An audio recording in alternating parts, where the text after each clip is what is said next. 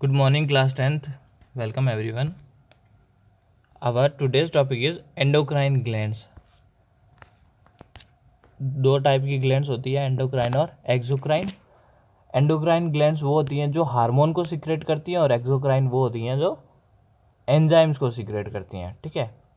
सबसे पहले जो पिछले पार्ट था उसका लास्ट पार्ट बच गया था न्यूरॉन. न्यूरॉन जो फंक्शनल यूनिट होती है, ठीक है, नर्वस सिस्टम की, जो इंफॉर्मेशन को एक से दूसरी जगह पर पहुंचाती है. चलो उसके बारे में देखते हैं. Neuron is the structural and functional unit of nervous system.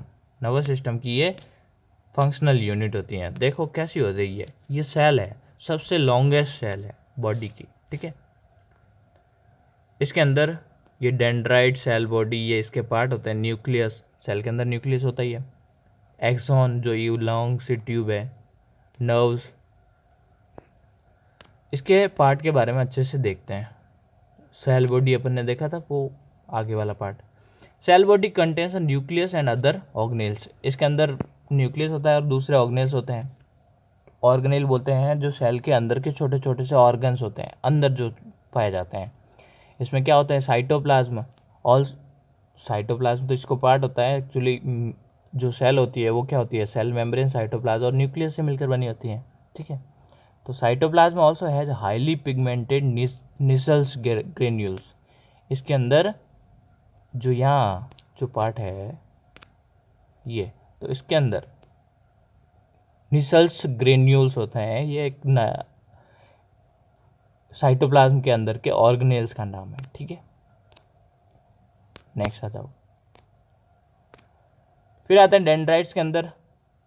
Cell body के ऊपर के जो पार्ट हैं, protoplasmic extension with numerous fine branches that bring the impulse towards the cell body.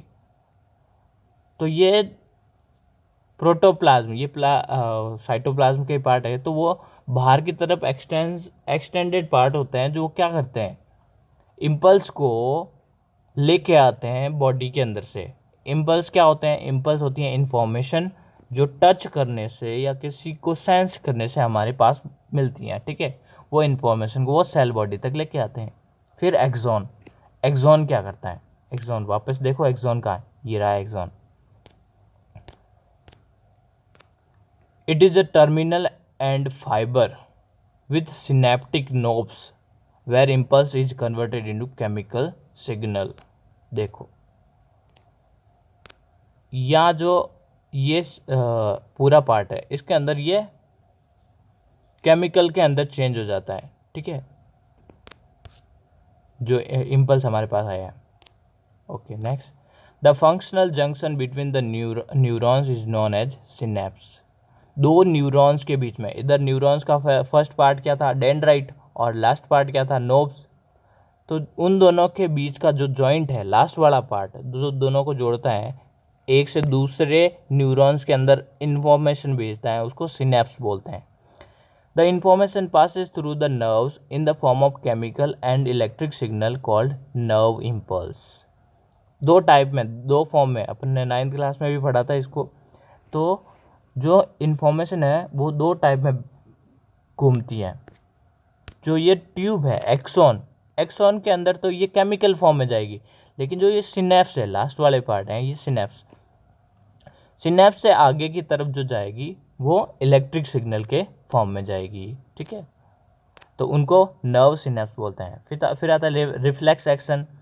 It is an unconscious and involuntary response of effort to be stimulus. ये ऐसा action है जो भी बाहर से हमको इन्फॉर्मेशन मिलती है, चाहे चोट लगने की हो, चाहे किसी और टच करने की हो, तो उससे जो हमारी बॉडी माइंड का जो इनवॉल्यूंटरी रिएक्शन होता है, तो वही रिएक्शन क्या कहलाता है, रिफ्लेक्स एक्शन कहलाता है. ठीक है. रिफ्लेक्स आर्क क्या होता है, the nerve path involve in a reflex action for quick response is called reflex arc. Reflex arc वो पाथ होता है जो रिफ्लेक्स एक्शन के क्विक रेस्पॉन्स के लिए जो रेस्पॉन्सिबल होता है. ठीक है. जैसे अपनी हथेली से लेकर माइंड तक का जो पाथ है वो हो गया रिफ्लेक्स आर्क. अब आता है एंडोक्राइन ग्लैंड्स के तरफ. एंडोक्राइन ग्लैंड्स वो which secrete produce, store and release hormones. Produce भी करती हैं, स्टोर करके रखती हैं और रिलीज करती हैं। To facilitate working of various organs at a cellular level, क्या काम करने के लिए?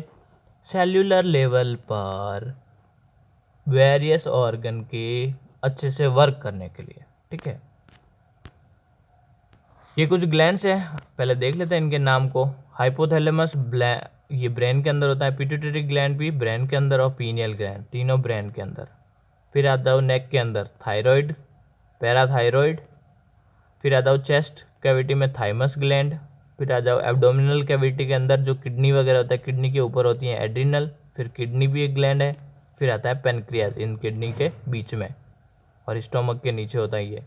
फिर फीमेल के अंदर ओवेरी और यूटेरस दोनों के अंदर, और मेल के अंदर टेस्टिस के अंदर, ठीक है। टेस्टिस वहाँ से ग्लैंड से सीक्रेट होता है। हाइपोथैलेमस क्या करता है?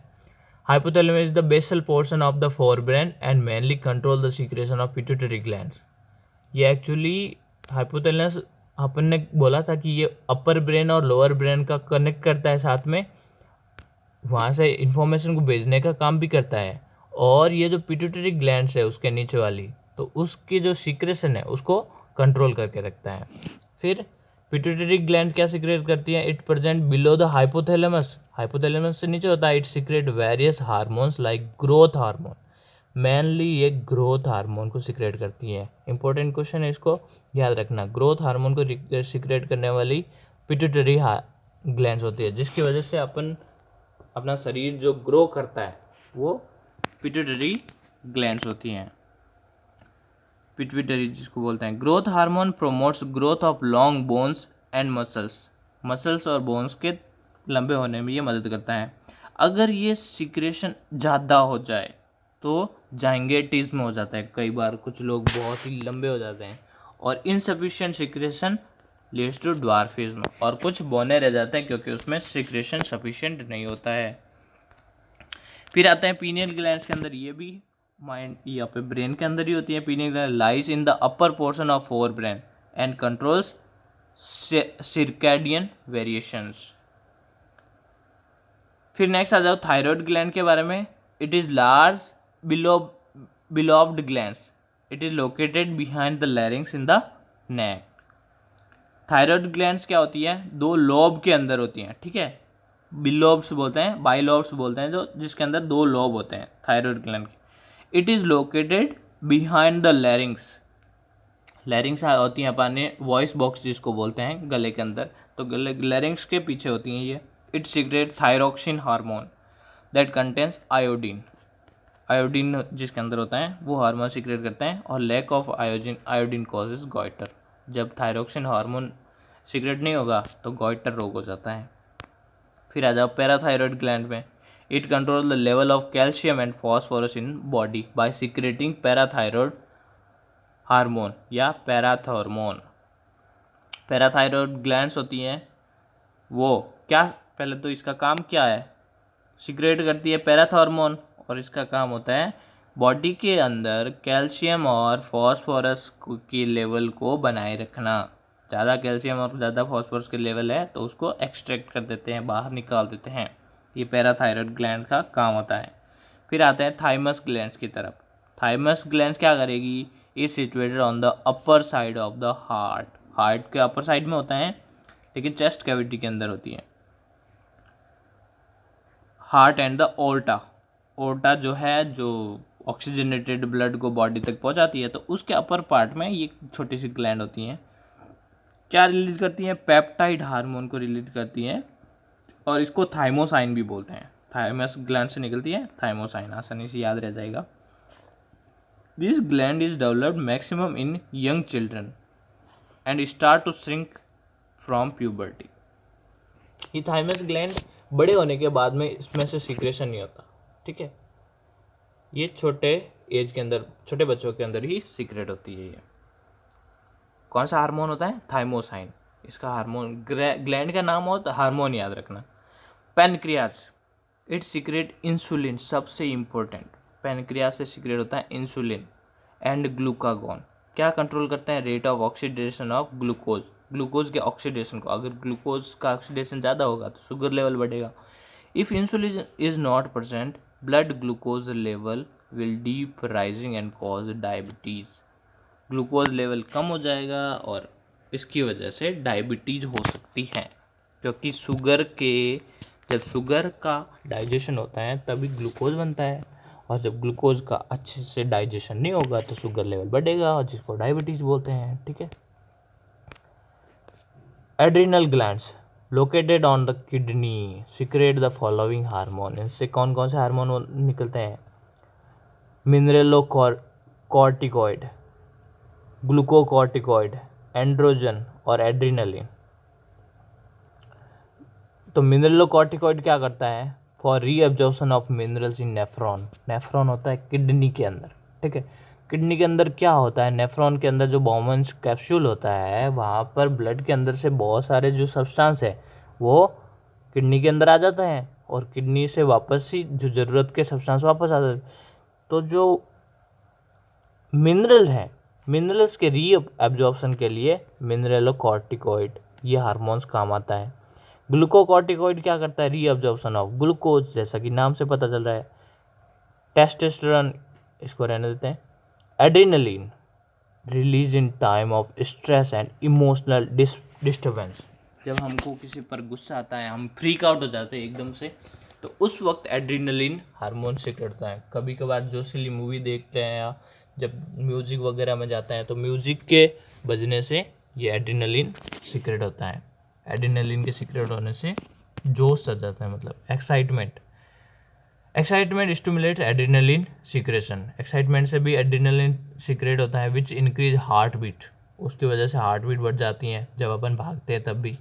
Blood pressure and rate of respiration की रेट भी बढ़ जाती है। It is called emergency hormone.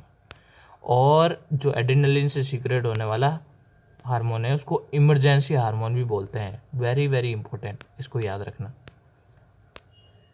Testis ये होता है मेल्स के अंदर। It secret hormone testosterone in males. It helps in production of sperms and development of secondary sexual characters.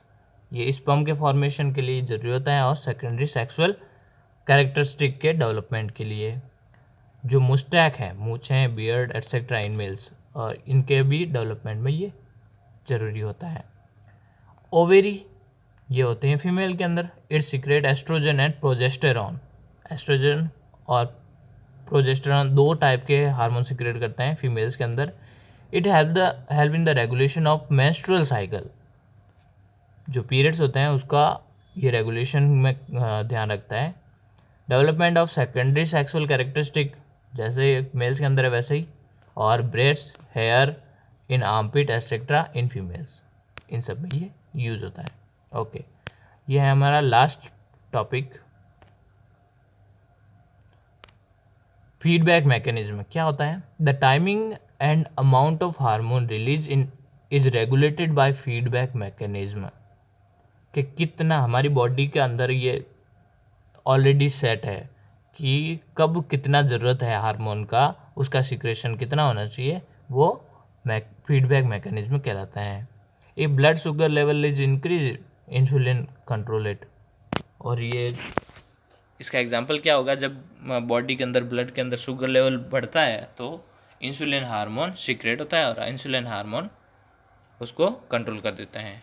अगर कभी इंसुलिन हार्मोन नहीं होता तो उसके बाद में अपन को बाहर से इंसुलिन लेना पड़ता है। ठीक है, यहाँ पे चैप्टर एंड होता है। Thank you all.